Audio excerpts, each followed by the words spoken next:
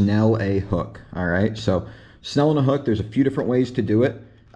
There's some that are interchangeable and don't really matter, some little details. There's a couple details that matter a lot. And I'll make some other videos kind of on the nuances of hooking up with different knots, different ways, circle hooks, J hooks, etc. are tied. But today I'm using 65-pound Power Pro braid in bright yellow. I'm doing that mostly because I feel like the yellow shows up pretty well in this wood. I do not really ever snell hooks with braid. Sure, there's some application.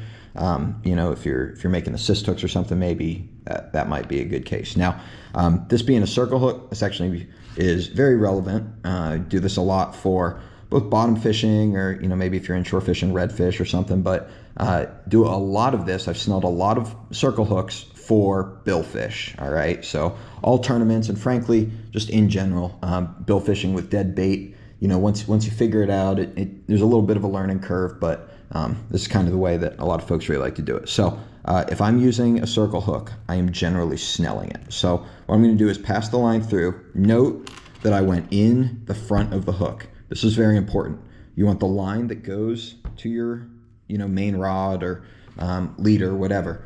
That needs to be coming out the front of the hook, all right? And we'll talk about that in a moment here. So what I'm going to do is I'm going to take this loop, and I'm going to lay it alongside the hook like so. So when I do that, I'm going to pinch my loop of line. Note that my tag end is hanging out past the end of the loop. Now, what I'm going to do is I'm going to take this right here. This is the loop that just came out, okay? I'm going to take this. I'm going to start wrapping my way down the hook, all right? So note that as I'm wrapping, each time I go around, I have to get around the barb of the hook, or the point in the barb rather, and then I need to get around this tag end as well. So if you leave this tag end way too long, you're going to have another thing to worry about pulling that tag end through. So right here you could say I've made 2 wraps down. Now I'm going to start wrapping it around, and I'm going to start going back up the hook a little bit here. So as I go, you can see I'm able to kind of stack these wraps pretty nice and neat coming around. As I go, obviously, my working loop here that I'm operating in, it's getting smaller each time, okay? But you can see right here, as I go, I'm able to lay these wraps pretty nice and neat coming up here. Yeah, there might be a little bit of metal visible between them, but for the most part, you can see I'm laying it very nice and neat coming up here, okay? Now, on this, same as everything, right? The lighter leader, I would recommend you do more wraps. The heavier leader, you can get by with fewer.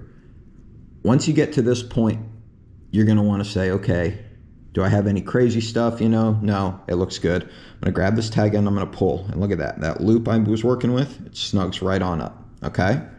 Now, as I pull this tight, I'm going to pull that snell up against the back of the eye of the hook. I will point out, if a hook is properly snelled, which now you know how to snell it properly, you really don't need to go through the eye of the hook, all right?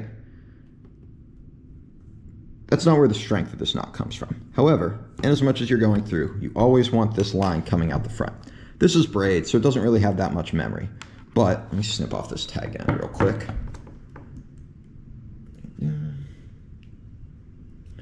The braid doesn't have as much memory or inertia on the line, but your monos and whatnot will.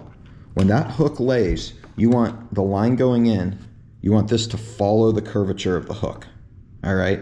Let's say this were coming out the back, like so. As this pulls, right, let's say my hand is the fish's mouth, you're now pulling the back of the hook along it. Does that make sense? Whereas with it like this, if this is pulling out of a fish's mouth, let's say my fingers are kind of the fish's mouth, look at that. You're pulling the hook into it, boom, it goes around, you're hooked up, all right? So that's how I recommend snelling hooks. There's other ways to do it, variations on the uni, etc. This is the most proven way that I've heard of or found. A lot of professional mates, including when I was doing it, tie it this way, but this is key. It's the number one thing. Make sure that that line is coming out the front, give it a good snug tighten up, and yeah, you're good to snell a hook. Thanks. If you enjoyed this video, please consider leaving a like and subscribing. Comment what you would like to see next. Thank you.